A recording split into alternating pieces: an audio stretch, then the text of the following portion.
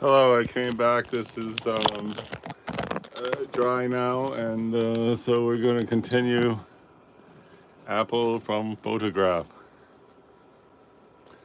When this was all wet. Anyway, so you can see here, see the way that paint is, dripped over here and then collected there with that weird look. That is because this is wood pulp paper. The inexpensive paper is wood pulp paper, and that is the way the paint behaves on there. We ignore that because we are uh, working on sheet paper, and that's the end of the story. All right, next we have hinted at some of these dark lines. We followed the contour of the apple. We talked about how the contour is similar to a grid, which there's a rough pen drawing of what it's all about. I'm going to go back to this brush and attempt to do the stem. It's a good idea when doing the stem to do more than just one or two colors. I am going to do this line that is on the bottom of the stem, and then like a dot right there. I'm going to take a dark color, which I got this color here. Again, this is me laying paint. Cost $20 for this. If you look at my channel, my first 800 watercolors were done with this kind of paint. Some of them are half decent, so here we're just going to do this. This is like a dark, so I'm going to try there, and we'll leave a little space, and then there, and then here I'm going to say this is that part of the stem, okay? And we can see the stem emerging as a thing there. So I'll take a dark and just hit this just slightly, and hopefully that will look like it's deep in there and not coming forward, if you know what I mean. While we're on this dark, why don't we just start hinting at the shadow, which is like down here somewhere. Not really, but we're gonna say it is.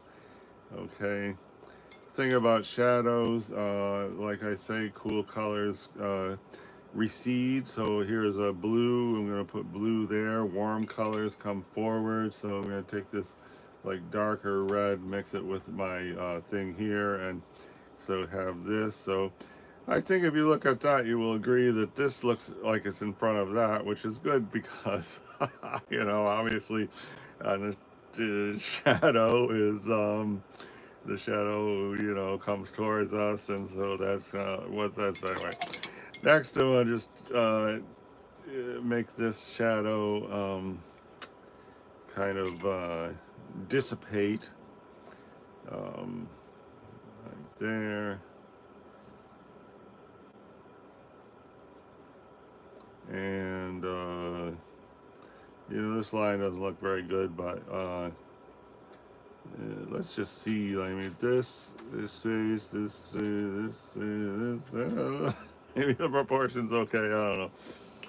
So anyway, this looks silly, right? I know that, but it's going to look better as we put more layers on the thing. Now, like we see this, apple there. The pen doesn't really, so I'm going to do that again. There's where the stem connects, okay? And then, so this illustrates how we are imagining the shape of the apple. So then let's see.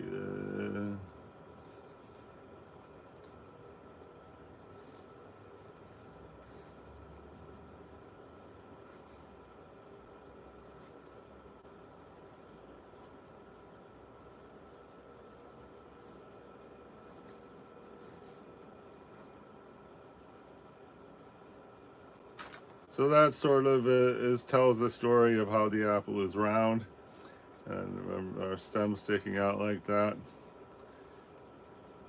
And I forgot why I drew that, so maybe we'll go back to that after a minute.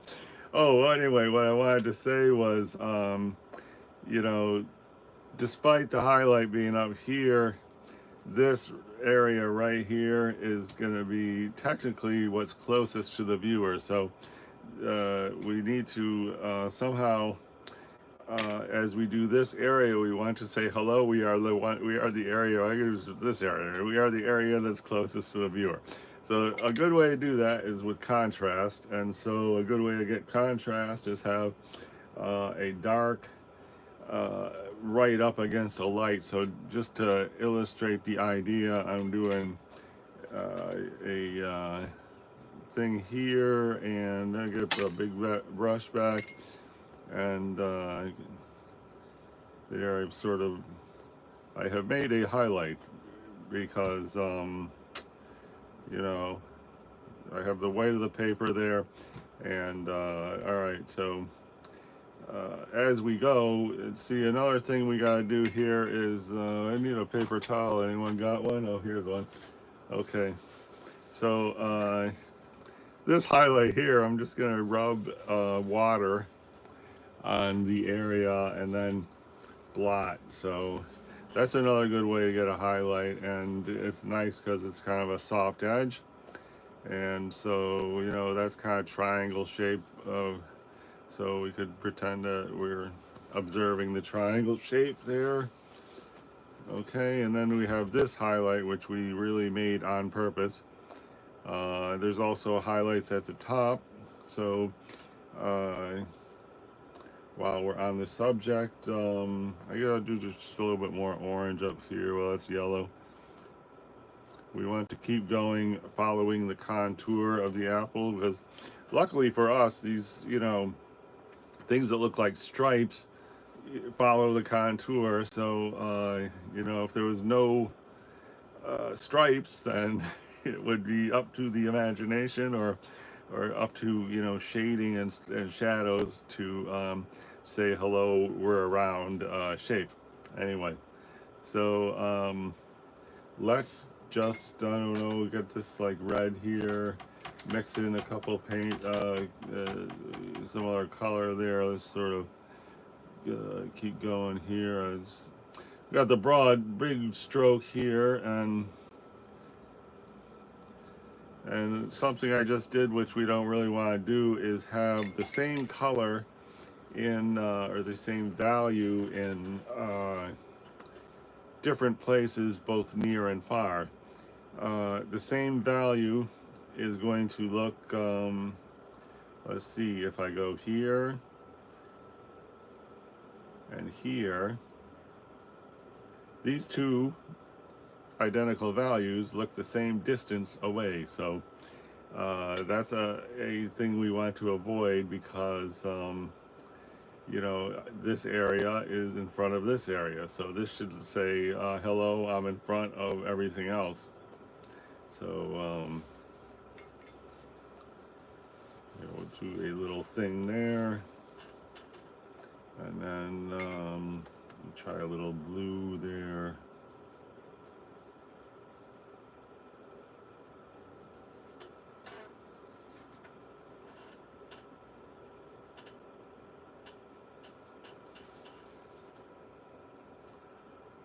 While we're booping around, we'll try a little bit of yellow there, like bring it all together. Okay.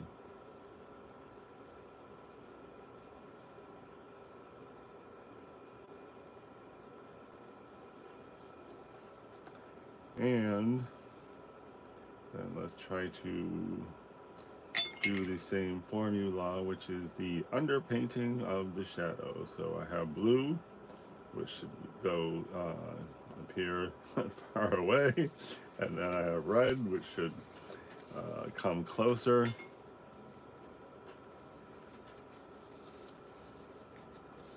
And I just blotted some up, I don't know why. Okay, so this is dry. Let's add more. This thing, I think, this is a warm gray, kind of, sort of, somewhere between a warm gray and a, kind of a, so let's see. So now here we are,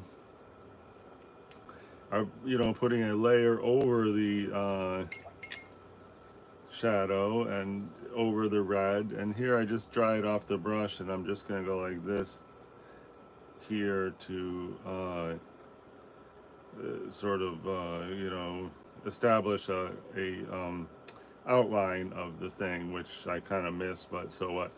Anyway, and I'll go, let's see, I wonder what color this is. Oh, that's like a dark purple.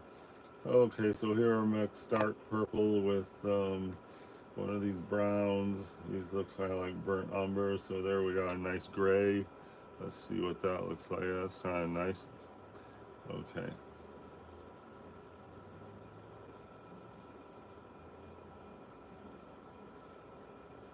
And I don't like an outline, but why not? Let's see how it goes here. I mean, gotta have some kind of... All right, another thing is, this highlight right here. I was gonna try to rub water on the area, and it's sloppy, but even so. And then let's do background, and and a bluish background be good, since that is the background is behind, so we want a cooler color. So let's just try this.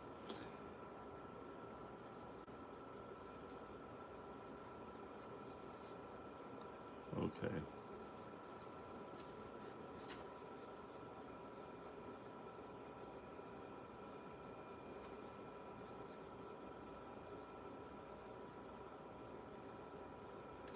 So here I left a little bit of space between the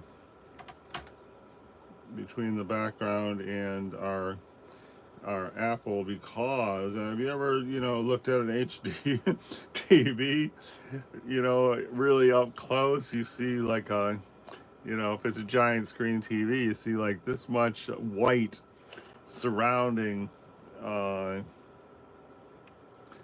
objects on the TV, and that's in my opinion why the thing looks riveting HD. All right, so again here I'm gonna make a blue red, and the shadow is not dark enough for my taste, so I'm gonna try to keep going there and make it darker. And then another thing for shadows, if you kind of like put some paint going down, so I like make an L or something like that. You see there, at a glance, it looks more like a shadow of circumstance. It's not just a shadow, it's a a shadow with some something happening. Something like this, it can sometimes just hint at like a reflection of that, like it's on a shiny table or something like that. Just random strokes make the shadow appear more like, there we go, just like something happening there. I think that looks better than it did a minute ago. Yeah, where are we at?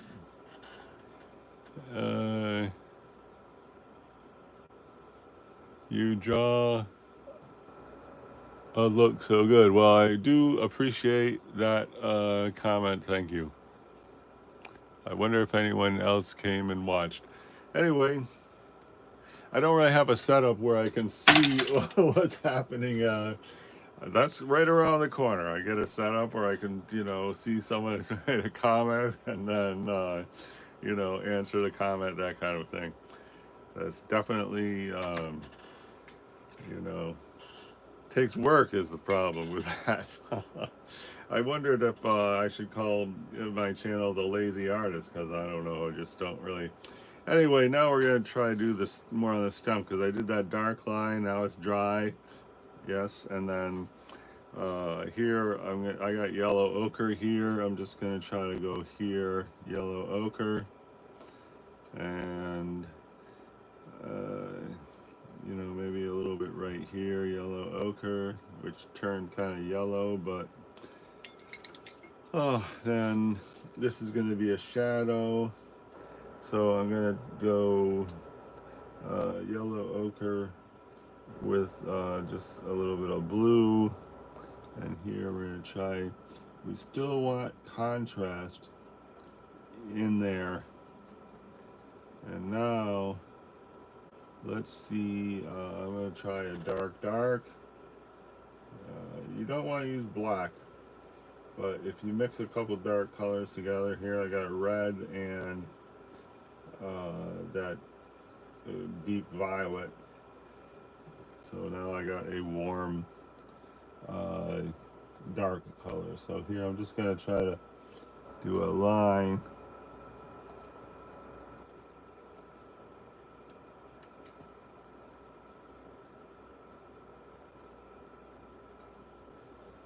Wow, that's looking like a stem, right? All right. Good job. Thank goodness. Now we want to hit this line at the bottom of the stem, but we don't want to use the same,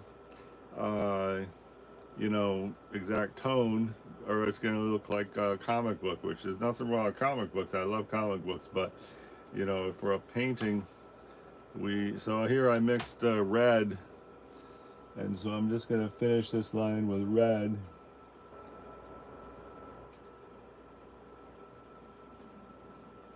Just having the difference in tone just makes the stem look like there's more happening. If it's all the same line, it just looks like, like one line. But if you got like 5 different colors in there, it looks like, wow, look at that stem. Wow. Right? Okay, I'm going to put a little bit of that red right here. This is our dark red.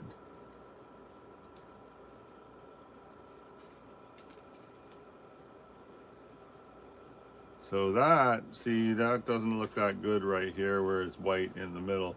So we're going to have to find a nice color for the middle, and I think that's going to be is a golden yellow. And you want to know something funny? If you're trying to get like platinum blonde, a little bit of green in there helps to make it look platinum blonde. In fact, I am going to put orange right there, or goldish, and then I'm going to put a little green just to test the theory. I don't know if we got some green. Let's see what happens. There's a stem with some personality. Should we put more green here? I don't know. Why not? Wow, the stem is really the star of the show. I'm sure you will agree. Now let's try the shadow of the stem. This color looks good for the shadow of the stem. The shadow of the stem, I don't know what color that actually is, but we are not here. We're not the color match people here. We are the tonal value match people. So here, let's go here. And that's not the greatest, but we can add more color. Right? So far we're here saying hi, here we are, we're the shadow of the stem, but we can get more layers going after. So I think the stem looks pretty good. Now let's get some of this, I got the yellowish, orangish thing, and because you can see right here, very thin yellowish orange thing with a hint of green. So I'm just going to go right here and say there I am the thing that is yellow orange with a hint of green that surrounds the area where the apple stem is connected to the fruit. There we go, and let's try to get some of this. And we have more yellow up here, why not? So, okay. So another thing we got to do is remember to build form and depth. So using our bigger brush, we'd be better if we had an even bigger brush, but we do not, so whatever. Now, we're gonna do this.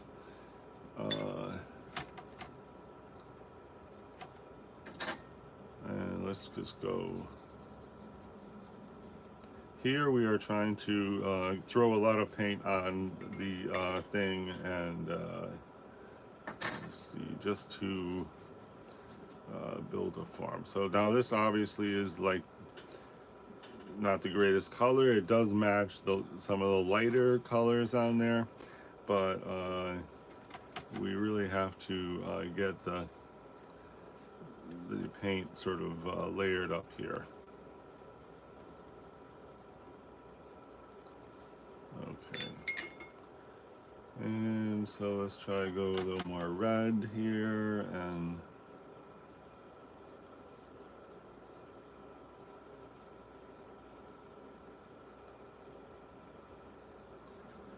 now let's take some water and see about kind of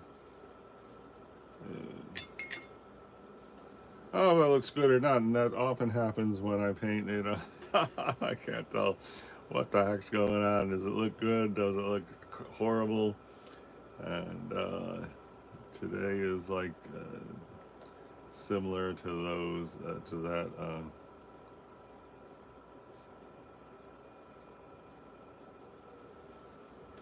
Okay, so one thing for sure is we gotta keep this as a highlight, so I'm gonna try to, and why don't we just try to do a very easy little line here. I do not like to have lines anywhere, but today I'm making an exception there because well, this thing is gigantic. Usually I do an apple like life size. This thing is like huge, so it's kind of a weird thing. Here we're gonna just try to go a little bit here. I have left some of these white areas, you know, and it's important to leave a lot of white areas as you go, because try like the dark red here, because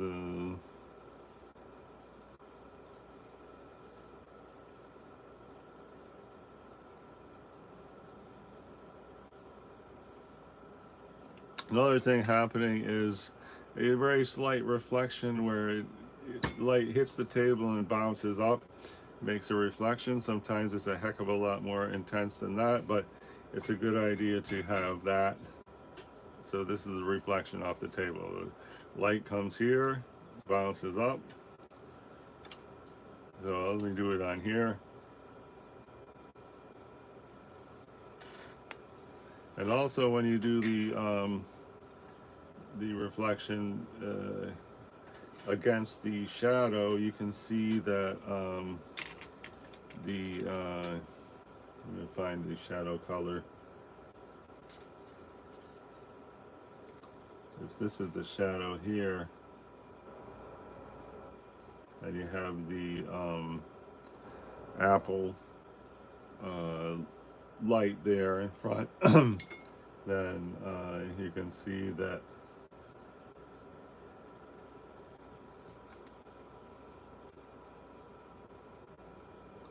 that contrast makes the apple you know, makes it look like it's a 3D object sitting on top of a shadow. So let's see what we could help this little stem out a little bit.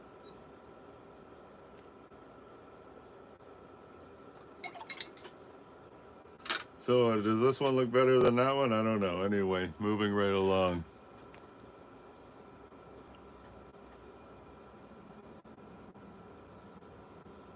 Thank you for saying wow. Jag Roop. Thinned. Okay. Alright, so another thing we want, like aside from this highlight, it's good to have kind of a shadow. You don't really see it in there, but as far as building depth, like I'll demonstrate on this little guy. So here let's say that's going to be the highlight.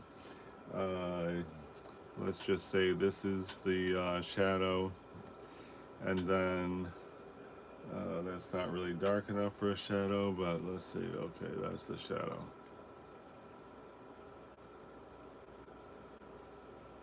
Okay, then we have to highlight that, and it's good to have a build up down in this area of color. And you can see how that shadow area, so there we have like this, right? That's the shadow. Then we have a little space, which is the highlight where the light bounces off the table and goes on here. And then you have this shadow area, which I'm going to try to just have the thing blend a little bit more there. And yeah, just a little highlight there. And then you can also soften this shadow area. Okay, next, so we want our shadow area here, which is going to be kind of like a not a bright red, but like a subdued kind of red. So I'm mixing in violet and blue. So that is the we're going to put it here, and we're leaving the highlight that is the, you know, the thing bounces off the table. So that is definitely helping us with depth. And here we're going to, I'm going to try to hit this. So anyway, that's another thing on cotton paper. This paint would just be disappearing. On the wood pulp paper, it does not really disappear quite as easily. You can see it disappearing slightly. So we do have a slight highlight there, so let's see what we got. Just move this around.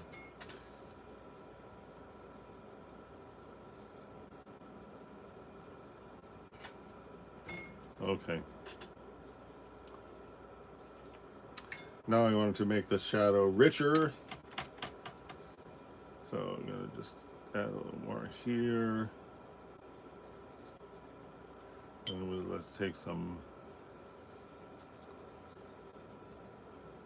there we go. So there we have kind of like a, oh, that looks pretty good, okay.